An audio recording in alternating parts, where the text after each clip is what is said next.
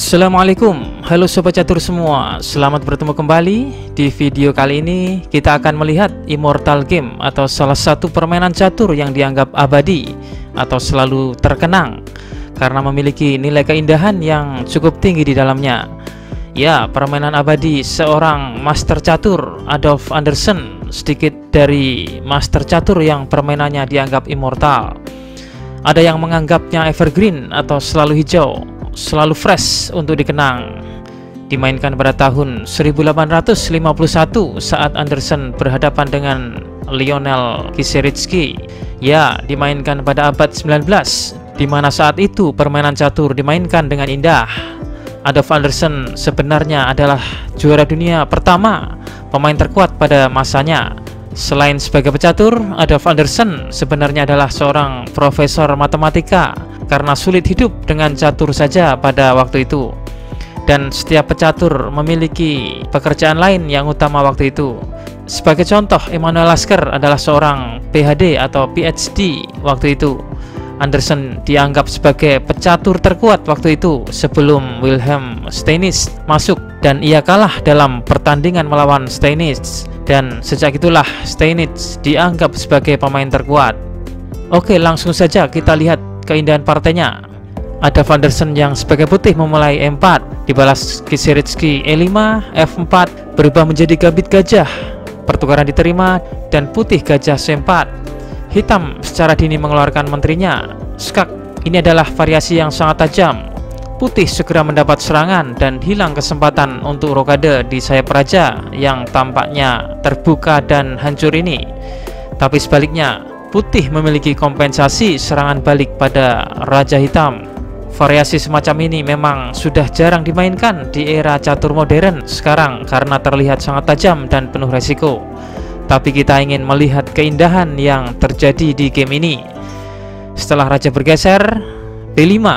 Ini adalah pengorbanan counter untuk mengembangkan gajah ke B7 dan juga mengalihkan gajah putih dari menekan F7.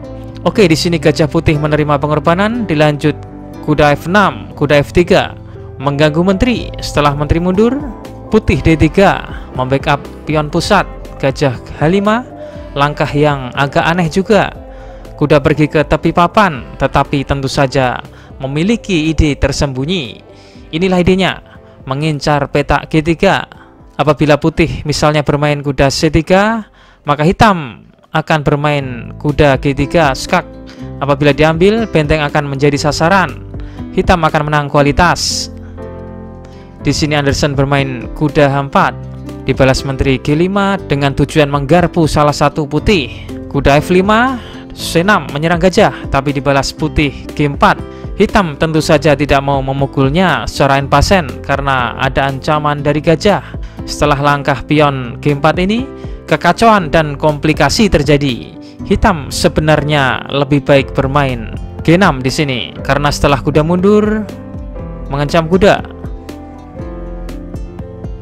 Langkah terkuat di sini adalah D6, membuka diagonal untuk peran gajah. Karena apabila putih mengambil kuda, maka diagonal menjadi terbuka dan gajah H3 melakukan skak.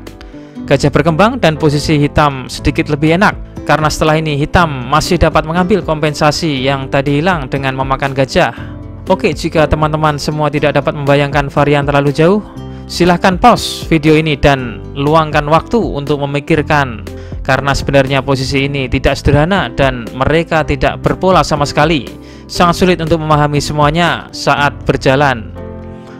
Oke, kita kembali ke permainan. Di partai aslinya hitam melanjutkan kuda F6, benteng G1, dan di sini pertarungan mendapat bentuk pola yang baru. Pion pukul gajah, putih mendorong pion hanya. Menteri G6, menteri mulai kekurangan oksigen di sini. H5, menteri F3 mengancam pion F4 memenangkan menteri.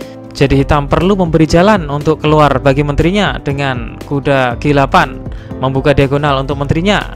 Gajah kali F4 mengancam menteri, tapi menteri sudah lebih dahulu diberi lubang pelarian dengan menteri ke F6. Kuda C3, gajah C5. Ini sebenarnya langkah yang dipertanyakan. Dengan melangkahkan gajah ke B7, ini sebenarnya langkah yang lebih kuat. Tidak membiarkan kuda putih ke petak D5. Tetapi setelah gajah ke C5, Ini sebenarnya langkah yang dipertanyakan. Dan segera putih tidak menyanyiakan kesempatan dengan bermain kuda ke D5, menyerang menteri, memancing menteri untuk mengambil pion B2, dan pancingan ini berhasil, menteri kali B2. Tapi ini membuat menteri terpinggirkan jauh dari pusat pertempuran. Perwira hitam lain belum berkembang. Gajah D6, gajah kali G1, E5, menteri pukul benteng, skak, raja E2, kuda A6, menjaga petak C7, kuda kali G7, skak. Setelah raja bergeser, Anderson mengakhiri permainan dengan indah melalui pengorbanan menteri ke F6, skak, memaksa kuda makan menteri, dan gajah ke E7, skak mat. Benar-benar partai yang indah karena posisi terakhir ini, permainan ini dianggap immortal game atau partai abadi atau evergreen atau partai yang selalu hijau. Benar-benar indah. Putih tanpa menteri dan 2 benteng dapat melakukan skakmat dengan 3 perwira ringan. Zaman dahulu memang belum ada analisa dengan bantuan komputer. Putih memang ada beberapa kesalahan, tapi hitam terlalu banyak melakukan langkah yang kurang akurat. Tapi terlepas dari itu semua, partai ini memang lebih dikenal karena keindahannya.